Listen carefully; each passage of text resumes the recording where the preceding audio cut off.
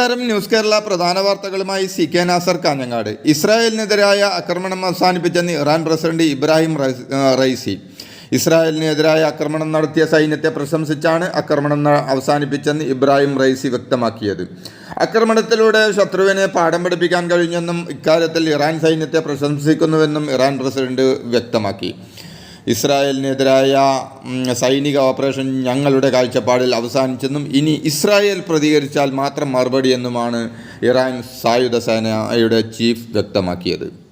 ലോക്സഭാ തെരഞ്ഞെടുപ്പിനുള്ള പ്രകടന പത്രിക പുറത്തിറക്കി BJP. വനിതാ സംവരണ നിയമം, പുതിയ ക്രിമിനൽ നിയമം, പെട്രോളിയം ഉൽപ്പന്നങ്ങളുടെ നികുതി കുറയ്ക്കും തുടങ്ങിയ വാഗ്ദാനങ്ങൾ നൽകുന്ന പ്രകടന പത്രികയിൽ റേഷൻ, വെള്ളം എന്നിവ അടുത്ത 5 വർഷവും സൗജന്യമായി നൽകുമെന്നും പുതിയ ബുള്ളറ്റ് ട്രെയിനുകളും വന്ദേ ഭാരത് ട്രെയിനുകളും കൊണ്ടുവരുമെന്നും ഒരു രാജ്യം ഒരു തെരഞ്ഞെടുപ്പ് നടപ്പാക്കുമെന്നുള്ള വാഗ്ദാനങ്ങളുമുണ്ട്.